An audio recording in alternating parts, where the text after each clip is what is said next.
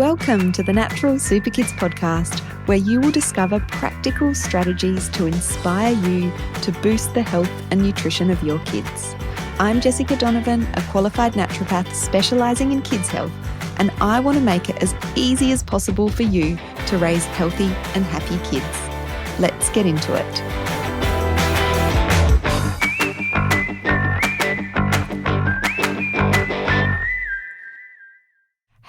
Hello. Welcome to the Natural Super Kids podcast. Jessica Donovan here, and I'm excited that you're joining me for this conversation about tiredness and fatigue in children. So today I want to chat about some of the more surface level things that can be causing our kids to be tired, as well as some of the more serious, if you like, medical things that could be going on for kids that are more constantly tired.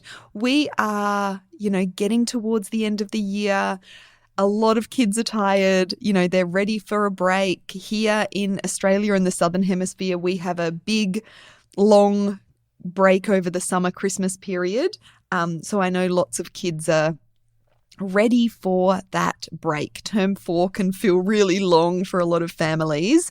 So I thought it was a good time to talk about this topic. We have a really old blog post that still does so well for us, and it's all about tiredness in children. So I'm going to be recapping some of that information and expanding on it a bit more.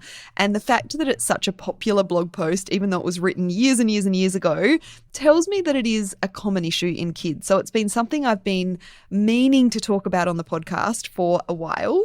And so here we are. First of all, I just want to say, how are you? You're obviously here listening in because of your child or your children, but I also want you to listen in to some of the things that I'm talking about here and whether they may be relevant for you, because I know tiredness is so common in parents, in mums who are mostly listening to this podcast, in dads as well. And reach out, let me know, send me a message on Instagram or email me, jessica@naturalsuperkids.com, if you would like me to do an episode on tiredness in mums and, some of the things that we can do to boost our energy as mums, because I'd be more than happy to put together a podcast on that if there's enough interest. So I want you to just take a deep breath, check in, ask yourself, how you're doing, and let's dive into this topic. So let's start with some of the more surface level stuff. The more like, I'm a bit tired today, or I'm a bit tired this week. What could be contributing to that little bit of tiredness in your children? So the first one, and this is something that I am always telling myself and telling my kids if they're like, I'm tired, or if I notice that they're tired, have you drunk enough water today? Because, very easily dehydration, being dehydrated can cause us to feel tired. When we don't have enough water intake, all of the bodily processes are affected by that, and our blood thickens, and oxygen can't move around the body as freely when we're dehydrated. So dehydration is a big one. By the time we are feeling tired from dehydration, we're pretty dehydrated. It is one of the most common causes of fatigue, and increasing that intake of water is obviously the solution for tiredness from dehydration.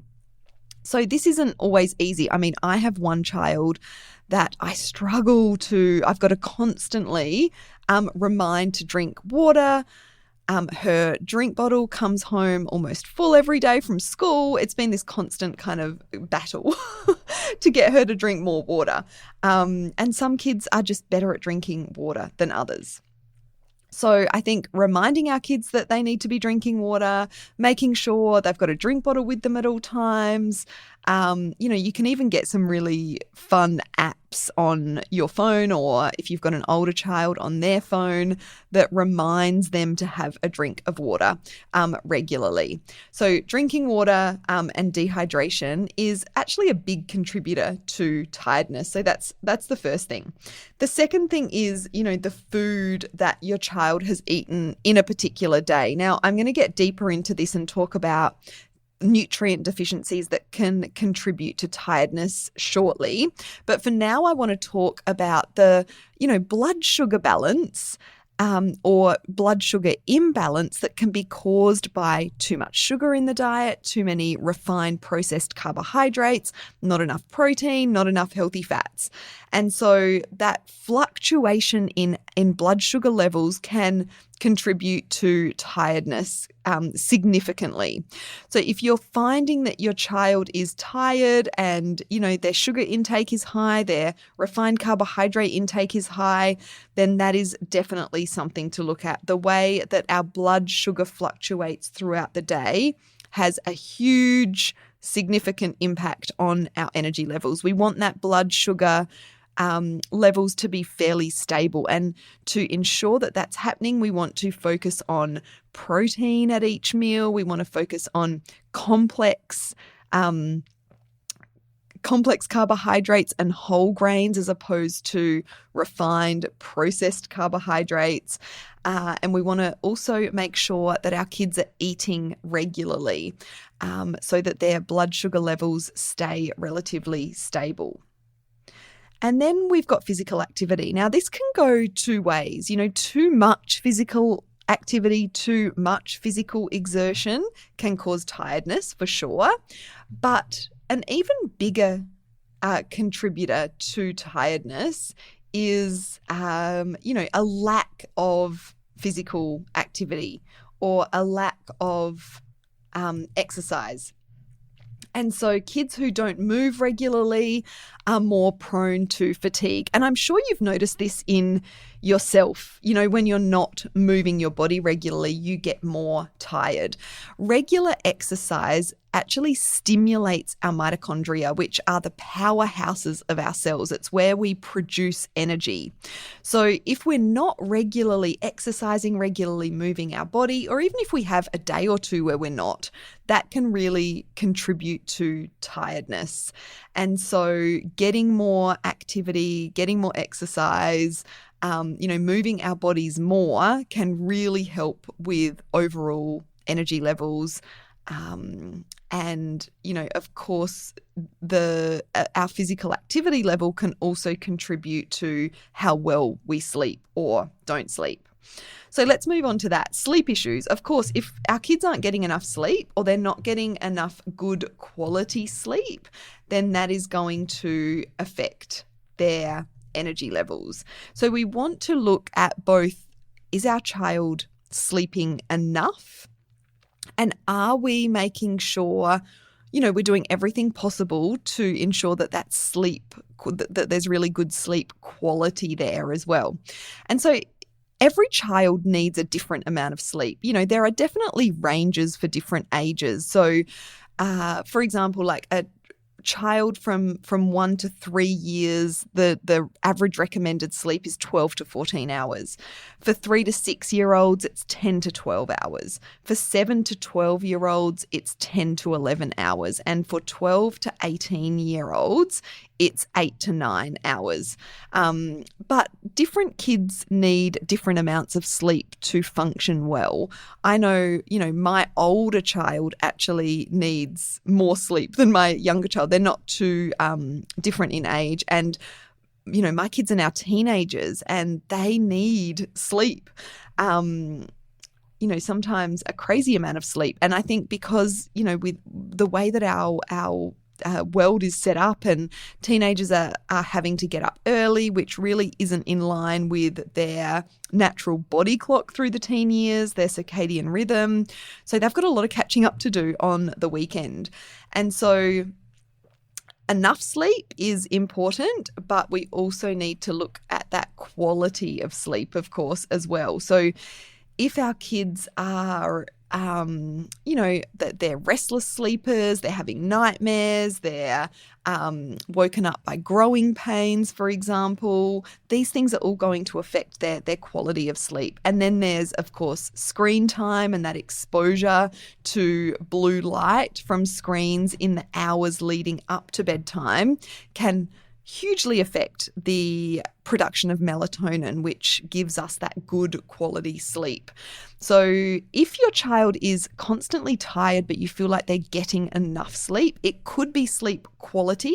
And so you might want to look at, making sure that their sleep environment is conducive to a good night's sleep. It's dark, screens are out of their rooms, it's quiet, the temperature is right. We know that a cooler temperature helps children and adults sleep better. So we don't want, a really hot temperature in the bedrooms. And so all of these things can affect sleep quality. I think one of the biggest factors, as I've already talked about, is that screen time. So if we can try and keep our kids off screens for at least an hour, preferably, 2 hours prior to going to bed, particularly if they do have sleep issues or they're tired, that can make a big difference. So sleep is a big one. The next thing is, are your kids' schedules, too busy? Our kids are over committed. We're all living these really busy lives, and our kids are living these really busy lives as well. It's easy to overschedule our kids with activities. We want to give them, a chance when they're young to figure out what they like, where their strengths are, where their skills are. So we enroll them in all of these different classes. And honestly, I think most kids aren't getting enough downtime. And so, I think the modern way of parenting is keep your kids busy so that there's less work for you to do to keep them busy. And also because we feel like that's best for our kids, we're giving them opportunities. And yeah, there's definitely some truth in that for sure. But I think downtime is totally underrated. Downtime, allowing kids to get bored, allowing them to have time for unstructured, preferably outdoor play, is so good for their overall health and well-being, their mental health. And of course, every child is different when it comes to coping with a busy schedule. Some kids can do gymnastics 5 nights a week and be thriving with that. Other kids, will struggle to do gymnastics 2 times a week. So we've really got to stop comparing our kids to other kids and what other kids are doing and tune into what is right for them. So just looking at your child's schedule, how scheduled they are, how much free time, downtime they have, re-looking at that if your child is constantly tired is important. And tied in with this is overstimulation. I think we've all experienced where our kids are overstimulated, and some kids get overstimulated way more easily than others. So it's common for kids with sensory issues, ADHD kids, autistic kids, sensitive kids to get exhausted, from everyday activities like a day at school, for example, and need some downtime to recoup. So knowing where your child's limit is in terms of, when they're going to start getting overstimulated. And that can be tricky as a parent to figure out because it can be different in different situations with different children.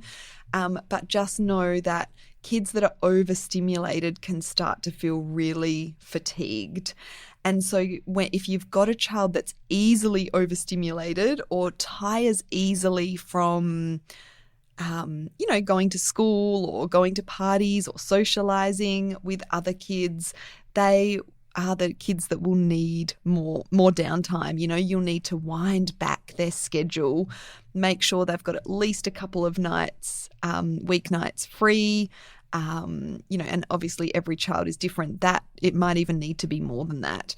and free weekends. I think we've, as a society, it's always, there's so much happening. We're out and about, we're doing a lot on the weekend. But a lot of kids need, especially if they're at school and they're prone to overstimulation, they will need, some real quality downtime at home. And this can be tricky to balance the needs of different kids and different family members.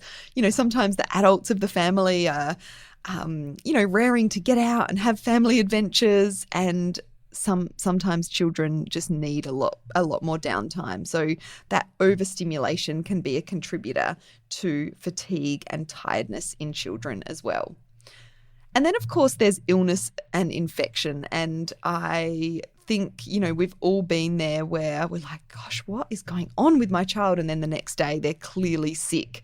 I remember my son, so he was the first in our family to get COVID back in, 2021 or something like that. It was we live in South Australia, so we were fairly late to get COVID cases compared to a lot of other states, but we were some of the first within our community, and it's him that came down with COVID first. We didn't know it, and we actually took him to go mountain biking this day, and he just was not himself, and he had a massive crash and really hurt himself. And then the next day he started getting symptoms, and we went and got a test, and he was positive for COVID. I mean, that's obviously an extreme example, but when kids are coming before they've got symptoms of infection or illness, usually they are experiencing some fatigue. Fatigue can be that really common early stage symptom of an infection or an illness. And the most important thing when kids are sick is to let them rest, keep them well hydrated. And so, I think as a society, again, we don't honour resting and, taking time off of school or work as much as we should when kids and adults are sick. And if a child is constantly sick and experiencing recurrent infections, then, that tiredness can really ramp up. So that is something that we definitely help a lot of kids here with at Natural Super Kids. Those kids that are getting constantly sick, recurrent infections, they've often got something underlying, potentially a nutrient deficiency or an imbalance in their gut microbiome that is leading to that them getting sick often.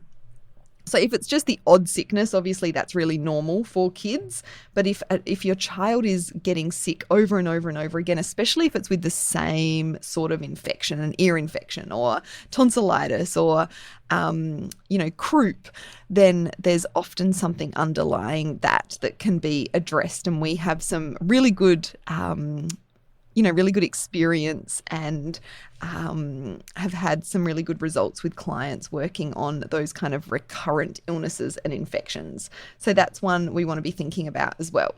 Now, I know we talked about diet and blood sugar balance causing fatigue and tiredness in kids, but nutrient deficiencies are another one. So this, I would say, is a really big common cause of tiredness in kids. And there's a variety of nutrient deficiencies that can lead to fatigue or low energy levels.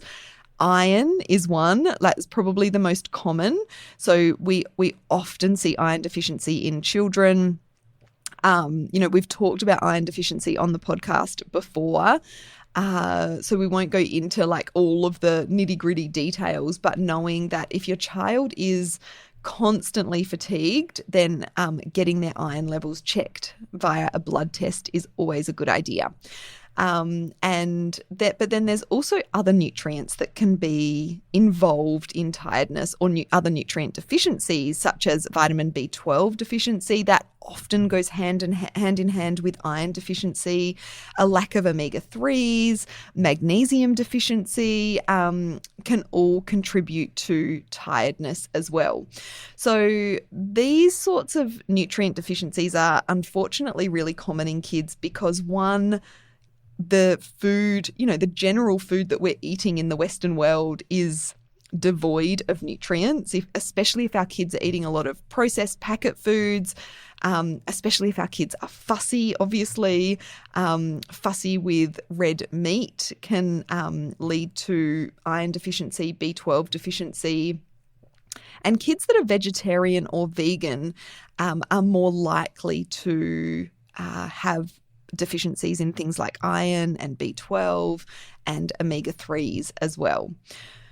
So getting nutrient levels checked out is important when kids are constantly tired or fatigued. And as I said, iron is the big one.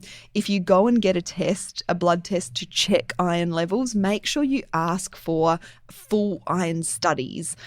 Really important. So this gives us the complete picture of not just how much iron is circulating in the blood, but how much stored iron, what the saturation percentage is. And so having that full picture of iron is really important. The other thing to note is, unfortunately, a lot of GPs aren't hugely knowledgeable about nutrition in general or iron deficiency. So if something is picked up in a blood test, they will likely recommend or prescribe an iron supplement.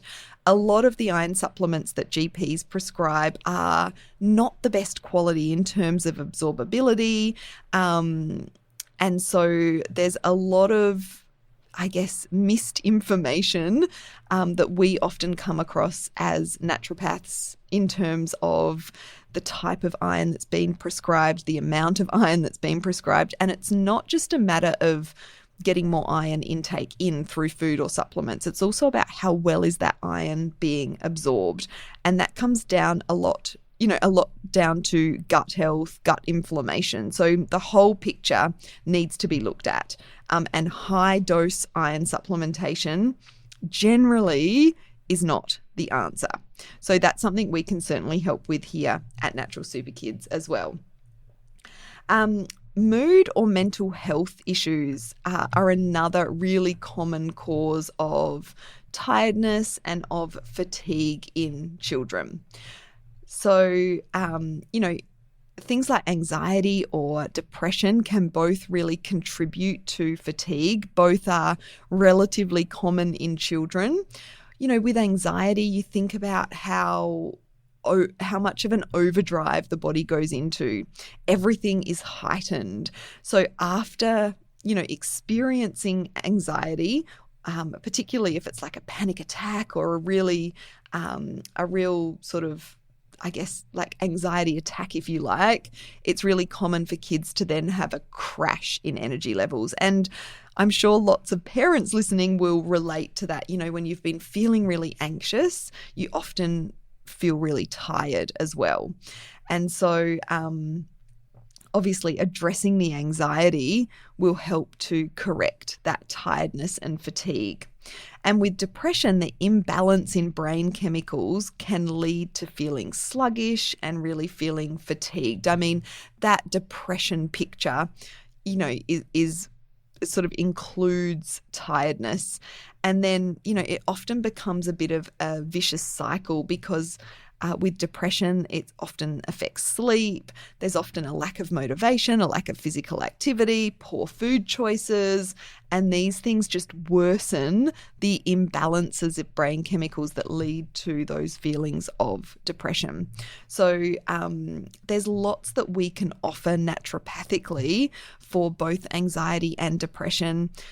Our brain needs to be well nourished for us to have healthy, happy moods. And so that is a really important part of sort of looking at mood and mental health conditions that could be contributing to fatigue in children. And obviously there's a lot to cover in this podcast, so we're not going deep into these things, but you can have a look up on our podcast.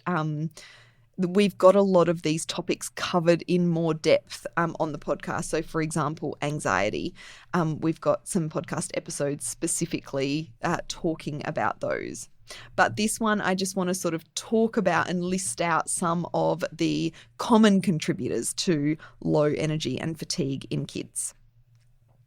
Low muscle tone is another common contributor of tiredness and fatigue in children as well. So low muscle tone is often brought up when working with occupational therapists. It's quite common in children, and basically it's when there's not enough tension in the muscle during rest. So the muscle can be observed to be floppy and have a lack of control.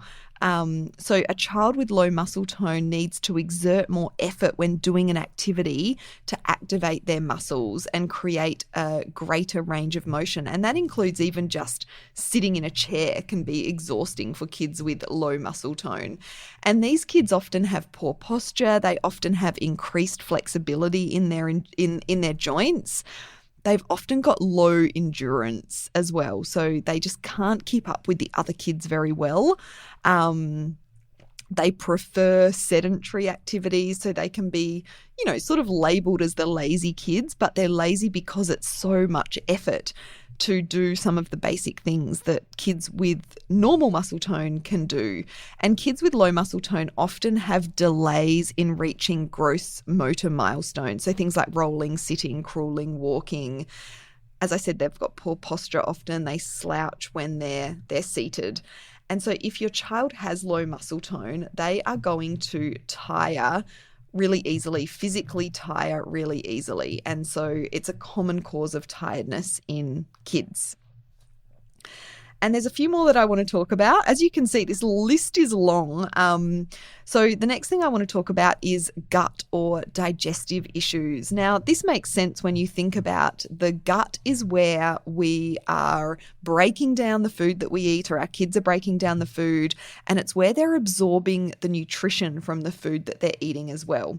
So if that absorption isn't happening effectively, if food is not being processed properly, it can lead to low energy levels. We get our fuel from the food that we eat, whether that's the nutrients like magnesium and zinc and iron, or whether it's, those more of those macronutrients, the carbohydrates, the protein, the fats. All of these are really important in energy production. So if your child has gut issues, constipation, bloating, tummy pain, wind, diarrhea, or loose bowel movements, they will often have some tiredness correlated with that, because their gut, that means that their gut there's imbalances, it's not functioning as well as it could be. And you've probably heard me talk about the fact that the gut is really the foundation of our kids' overall health and well-being. It's where they're absorbing nutrients, it's where they're eliminating waste, it's linked with our kids' immune system, their brain and their mood and their behavior, and so many more sort of areas. So addressing gut issues, digestive issues, can really help with energy levels in kids. And if we're seeing ongoing fatigue in kids, it's definitely worth exploring whether there's things like celiac disease, which is relatively common in kids and well underdiagnosed. We've done a podcast episode specifically on celiac disease in kids, where there's that autoimmune reaction to gluten in the diet. And that in itself, as an example, can lead to a lot of nutrient deficiencies. So anything that's out of whack or out of balance in the gut can certainly affect and contribute to low energy and fatigue in kids. And then food allergies and intolerances as well. So, when our kids have food allergies or food intolerances that haven't been omitted from their diet, they will often sort of look really tired as well. So, I guess a common picture that we see in kids with food intolerances, where these foods are still in their diet, is they'll get these sort of dark circles under the eyes and this sort of fatigued look. That can be an indicator of underlying allergies or intolerances. It can also be environmental allergies or intolerances. So, for example, dust mite allergy or dust mite intolerance can contribute to kids waking up really tired and grumpy, having those dark circles under their eyes, being congested when they first wake up. So when the immune system is overreacting to things in the food, in the child's diet, or to things in a child's environment, it's extra work for the body to have to do, and that can lead to tiredness and fatigue. And lastly, I just want to mention that if a child has, ongoing fatigue that you're worried about, and none of these other things that we've talked about fit, there could be a more serious medical issue going on. There could be potentially heart conditions or thyroid disorders or kidney disease or autoimmune conditions, or even cancer. And that's not something, that it's not common for a more serious medical condition to be contributing to fatigue. But I think it's worth mentioning that. Really important, if you're worried about your child's energy levels and their fatigue and it's ongoing, please seek medical attention, get some blood tests done so that, anything that could potentially be underlying is picked up as soon as possible. Most of the time, though, when our kids are tired and fatigued, it's a sign that their diet, their lifestyle, their nutrition, their sleep, their schedule, their immunity needs a bit of tweaking and a bit of attention. And, it's generally pretty easy to get on top of. But sometimes it can sort of be that red flag that something more serious is going on, underlying, like an underlying medical issue. So it's always worth getting checked out and asking for blood tests and really listening to your gut, listening to your intuition. And, if you're not happy with an answer from a medical professional, getting a second opinion, getting a third opinion. Sometimes we do really have to, push for these things when it comes to our children's health, if you're really feeling like something isn't right. So that was a lot of information. Hopefully that's not overwhelming. Hopefully you're listening to this and you're like, oh, okay, like I can see that potentially my child's iron deficient. I might need to go and get a blood test, or maybe my child does have low muscle tone and that's contributing to their tiredness, or maybe it's their sleep quality. So hopefully something has stood out to you, and often it can be more than one of these factors at play as well. But we are always here to help here at Natural Super Kids. We offer one-on-one online consultations, making it really convenient for you to book in and get help from the comfort of your own home. And so I will make sure that the link for our online bookings are in the show notes, so you can check those out and find out more about those. Thank you so much for listening, and I will be back next week.